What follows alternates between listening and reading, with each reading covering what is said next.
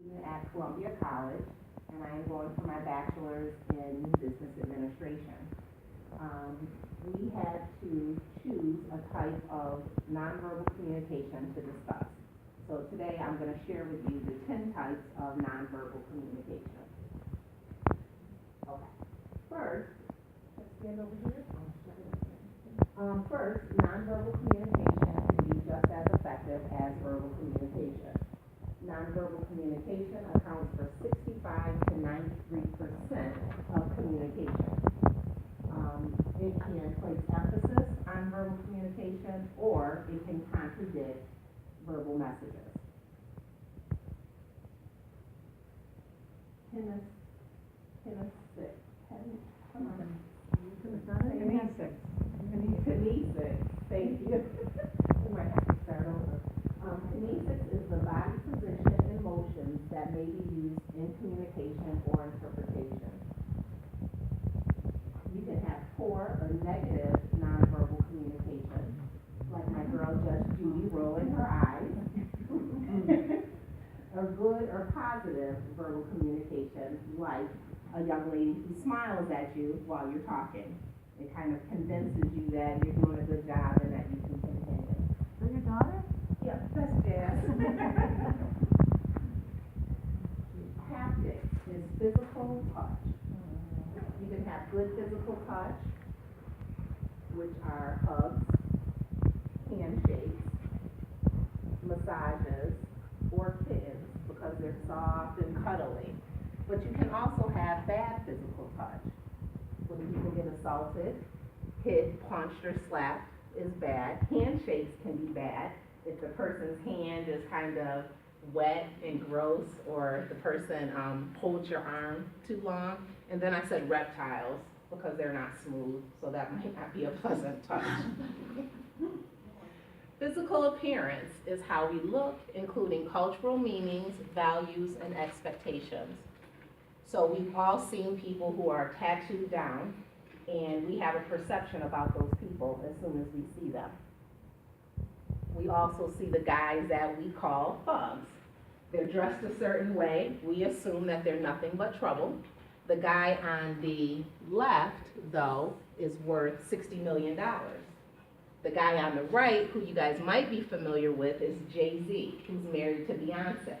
And his net worth is $550 million. But if you saw him walking down the street, you might consider him a thug because of the way he's dressed. And then, of course, society deals with what I call thick women versus skinny women. And we make judgments on people based on their size. Olfactics is the perception of scents and odors. When someone smells, we might distance ourselves from them.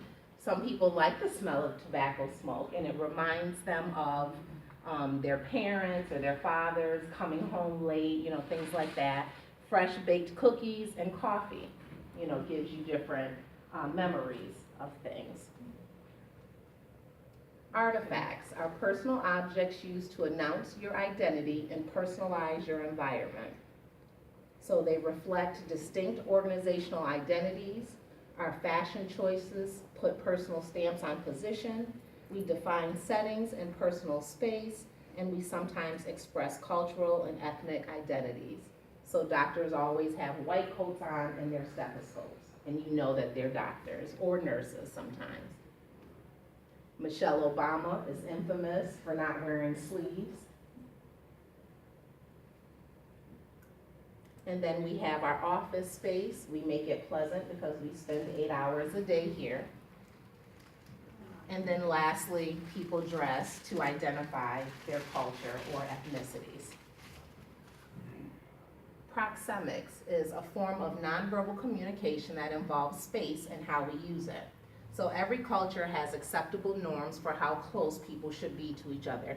You all know that person who stands this close to you and talks to you.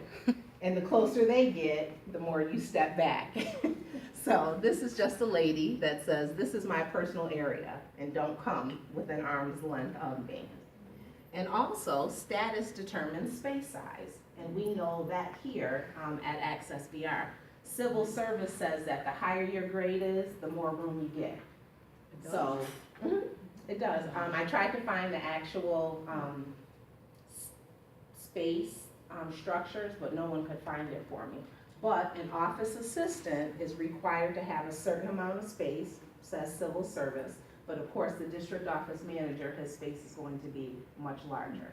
Can you have a window? We can't have windows. And actually, that's just a Syracuse district office thing. All the district offices don't necessarily do that. So, but space is determined by your status. The higher you are, the more space that you get. Environmental factors. Those are settings that affect how we feel, think, act, and communicate. So you have two different types of offices. One that looks kind of more pleasant to come into, you know, it has things that you can read, and then you have your more plain office. And sometimes that dictates how people come in and how they react to you based on what your office looks like. And then chronemics, the perception and use of time to define identities and interactions. So, in my studies, it says that the people who are higher status can be late, but people who have lower statuses can't be late. So, when we all get together for a staff meeting, and we're all on time, but the boss comes in late, then that's supposed to be okay. But if the boss is here and we come strolling in late, that's an issue. So. Because they're considered busier than we are. Yeah, exactly. That's the perception, that they're busier than us and that they can come in late. So paralanguage is communication that is vocal but not actual words. They're sounds, including murmuring and gasping, and their vocal qualities, including volume, rhythm, pitch, and inflection. I couldn't think of anything good for this, but you guys have all heard it.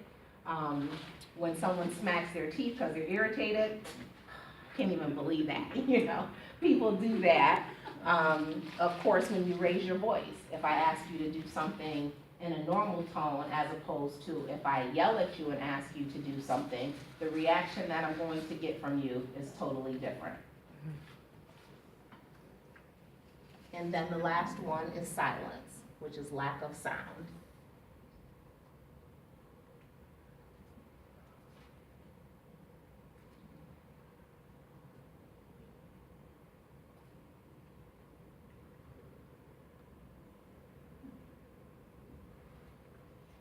And silence can be positive, negative, or neutral.